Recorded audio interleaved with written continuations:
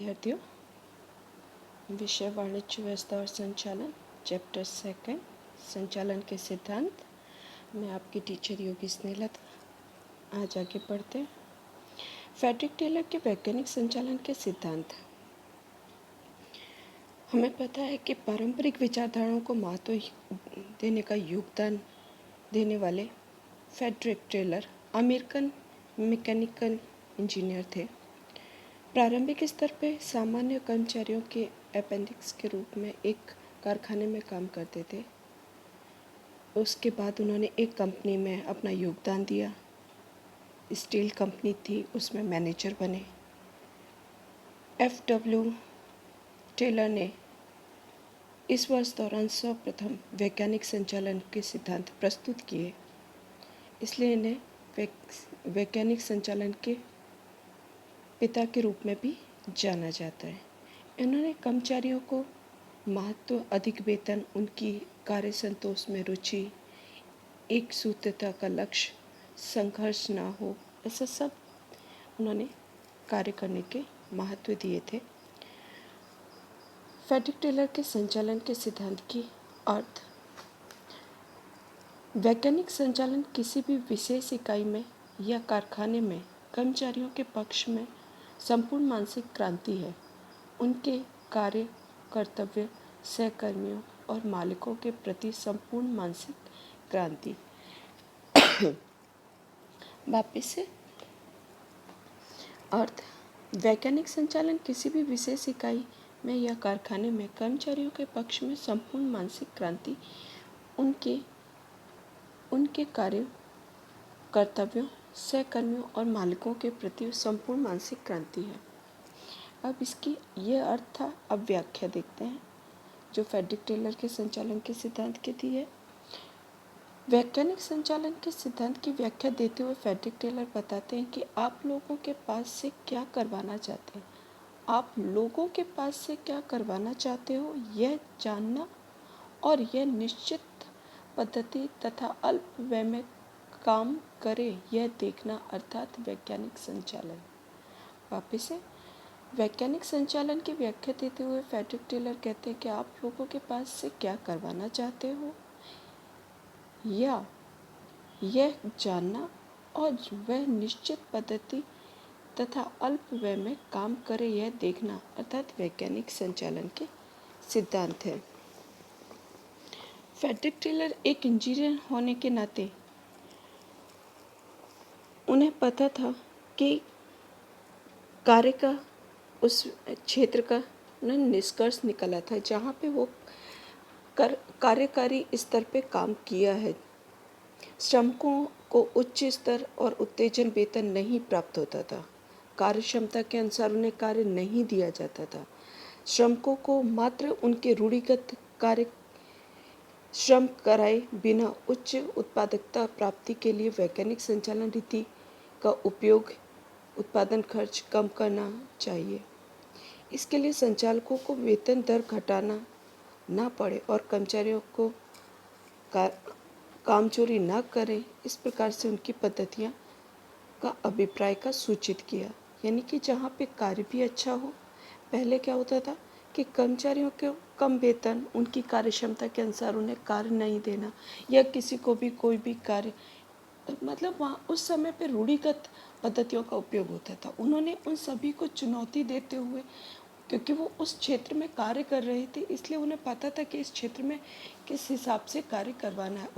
उच्च गुणवत्ता के लिए, अधिक उत्पादकता के लिए श्रमिकों के पास से किस प्रकार से कार्य करवाना है, किस तरीके से उनके खुद के विकास के साथ तभी वो कार्य हो सकता है। इस चुनौती को उन्होंने, जो संचालन के कार्य थे, रूढ़िगत संचालन के जो चुनौती के स्वरूप में होने क्रांतिकारी विचार थे, उन्होंने वैज्ञानिक संचालन के रूप में उन्होंने प्रस्तुत किए। वो इन 3 बातों से प्रस्तुत किए। पहला है प्रत्येक श्रमिकों को उनकी बुद्धि और शक्ति के अनुसार कार्य देना। सभी श्रमिकों को उनकी बुद्धि और शक्ति के अनुसार कार्य देना। दूसरा, वर्ग अनुसार अधिकतम कार्य देने के लिए प्रत्येक श्रमिक को सूचना देना चाहिए। प्रत्येक वर्ग के अधिकतम कार्य करने के लिए प्रत्येक श्रमिक को सूचना देनी चाहिए।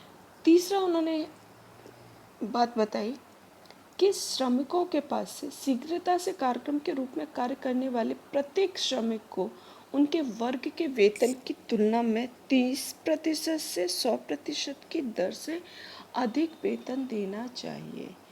शीघ्रता से कार्यक्रम रूप से कार्य करने वाले प्रत्येक श्रमिक को उनके वर्ग के वेतन की तुलना में 30% से 100% वेतन अधिक देना चाहिए, जिसे हम कहते हैं ना ओवर टाइम आज के टाइम में कि यस हम ओवर टाइम करेंगे, तो ओवर टाइम में हमेशा सैलरी डे का डबल हो जाता है। वही चीज़ वैज्ञानिक संचालन के इन सिद्धांतों में प्रस्तुत करने की कोशिश की। समय समय पे जैसे जैसे बदलाव आते गए संचालन के सिद्धांत में उन्होंने प्रस्तुत किया वैज्ञानिक संचालन के सिद्धांत। फ्रेडरिक टेलर के वैज्ञानिक संचालन के दृष्टिकोण एक क्रांतिकारी कदम था। वे पारंपरिक रूढ़िगत जो पद्धतियाँ थे उन्हें वो दूर करना चाहते थे। श्रमिक और स्वामी को एक सूत्रता से कार्य में करने का उद्देश्य उनका था कि एक साथ वो काम करें। पहले होता था कि मालिक सर्व है और श्रमिक एक सबसे कम या सबसे वो एक मजदूर के तौर पे कुछ भी है आपको वो काम करना ही करना है, इस तरीके से रहता था। वो पद्धति मिटाने का कार्य इन संचालन के सिद्धांतों के द्वारा किया था। पहला है वैज्ञानिक पद्धति। कार्य करने के लिए रूढ़िगत पद्धतियों का उपयोग को त्याग करके नवीन वैज्ञानिक पद्धतियों का उपयोग या अपनानी चाहिए, जिससे कार्य का वैज्ञानिक हो विश्लेषण कर सके, श्रेष्ठ कार्य हो सके और उन पे विचार किया जा सके। दूसरा है आयोजन और अमलीकरण। रूढ़िगत पद्धतियों की तरह श्रमिक के आयोजन और अमलीकरण करें, इसके लिए इसके स्थान पे आयोजन का कार्य विशेषज्ञों के द्वारा और श्रमिकों के अमलीकरण होनी चाहिए। तीसरा है कार्य विश्लेषण। अल्प खर्च में शीघ्र कार्य कर सके उस तरीके का कार्य का विश्लेषण उत्तम होना चाहिए। समय समय पर निरीक्षण, गति निरीक्षण, थकान निरीक्षण, अध्ययन करना चाहिए। उत्पादकता में वृद्धि हो वो देखनी चाहिए। चौथा है प्रमाणिकता। प्रमाणिकता या सरलीकरण वैज्ञानिक पद्धतियाँ या प्रक्रिया हैं जो पूर्व होनी चाहिए। औजार है, साधन है, समय है, कार्य है, स्थिति आदि के बारे में हम प्रमाणीकरण अनिवार्य होना चाहिए। वैज्ञानिक चुनाव और प्रशिक्षण।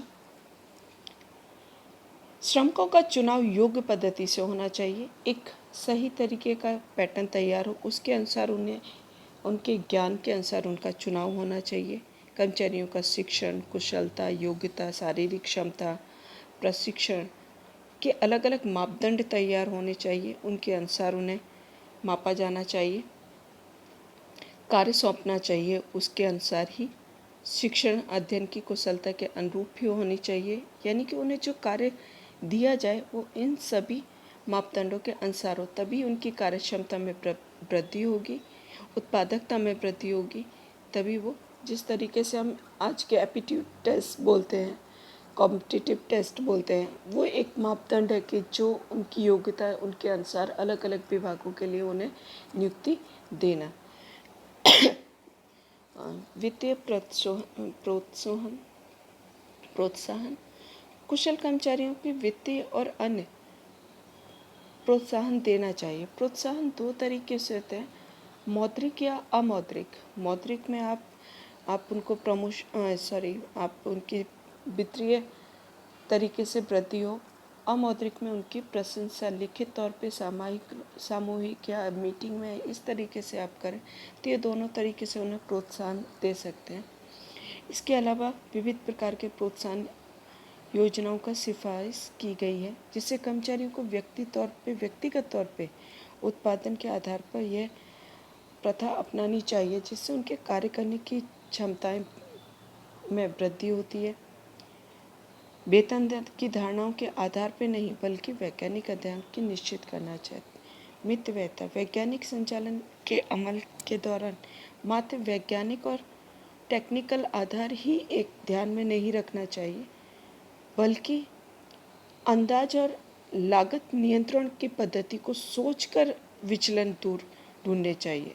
विचलन यानी कि कोई तरीके की तकलीफ, प्रॉब्लम, समस्याएं, उनको ढूंढ के उनको अलग करना चाहिए। मानसिक क्रांति, स्वामी और श्रमिक के मध्य में लक्ष्य प्राप्ति के लिए मानसिक क्रांति होनी चाहिए।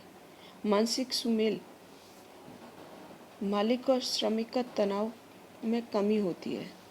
पहले क्या होता था कि श्रमिक को एक मजदूर के तौर पे मजदूर है भाई, वो संपत्ति के तौर पे नहीं माना जाता था। आज के समय में जो ये सिद्धांतों का अमल आज होता है, जहाँ पे श्रमिक को एक उनकी संपत्ति के तौर पे रखा जाता है, एसेट्स के तौर पे काउंट किया जाता है कि उनकी प्रगति हमारे उत्पादकता को, हमारे कार्यक्षेत्र को बढ़ाएगा, तो वो एक मानसिक क्रांति में वृद्धि लाएगा। वो देखने का काम इन सिद्धांतों के द्वारा प्रस्तुत किया गया था। अब आता है कि वैज्ञानिक संचालन के सिद्धांत की तकनीकी किस तरीके से, ठीक है। तो 3 है, समय निरीक्षण, गति निरीक्षण, भिन्न वेतन दर। समय निरीक्षण किसी भी कार्य क्षेत्र के भाग में पूर्ण करने के लिए जितना समय लगता है, इस संबंध में वैज्ञानिक के रूप में किया जाना अध्ययन चाहिए। उसे समय निरीक्षण, यानी कि कोई भी कार्य किया जाता है, उसके कार्य करने में कितना समय जाएगा, उस समय के अनुसार उसको कार्य करना चाहिए। ट्रेलर का मानना था कि कार्य जिस समय में पूर्ण होना चाहिए उतना ही सावधानी पूर्वक अध्ययन समय निरीक्षण, यानी कि जो कार्य जितने 4 घंटे 6 घंटे, उस कार्य को उतने ही कार्य में संपूर्णता बगैर किसी दुरुपयोग या किसी दुर्घटना के बगैर सही तरीके से सही साधनों का महत्तम उपयोग करके ये कार्य पूरा किया जाना चाहिए। दूसरा है गति निरीक्षण। गति निरीक्षण अर्थात अनावश्यक गलत दिशा में होने वाले अकार्यक्षम चेष्टाओं से उत्पन्न होने वाले दुरुपयोग को दूर करने की पद्धति। वापस से, गति निरीक्षण अर्थात अनावश्यक गलत दिशा में होने वाले अकार्यक्षम चेष्टाओं से उत्पन्न होने वाले दुरुपयोग को दूर करने की पद्धति। श्रमिक कार्य जब करता है तो कर्मचारी को जो चेष्टाएं करते हैं उन आदि ध्यान में अध्ययन करना चाहिए। श्रमिक अनावश्यक चेष्टाएं दूर करके श्रमिकों की औद्योगिक थकान दूर की जा सकती है। कई बार क्या होता है कि कार्य किया जा रहा है, उन्हें लगता है कि हम जितना जल्दी फिनिश करेंगे, तब वो सावधानियों को ध्यान में नहीं रखते, और सावधानी ना ध्यान में रखने का मतलब है दुरुपयोग होना, दुर्घटनाएं घटना।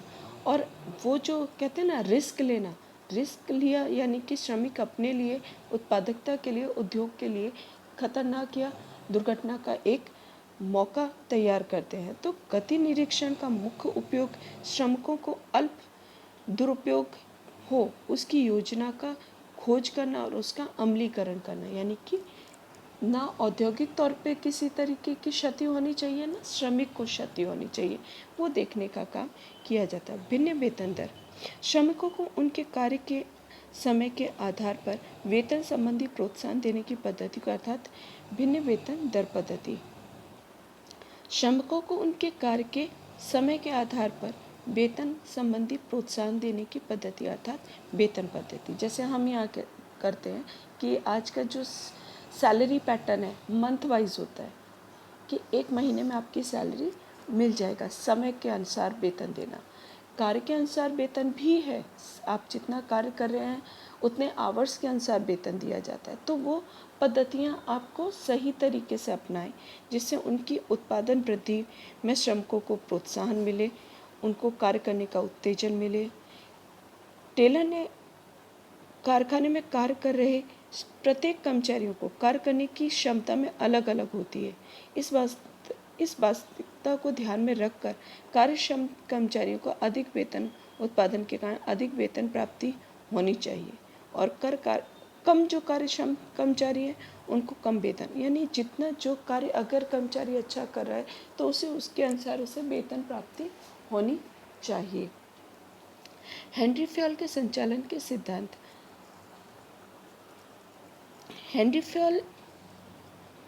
हेनरी फ्यूल संचालन के मुख्य प्रस्तुत करने वाले एक फ्रेंच इंजीनियर और उद्योगपति थे।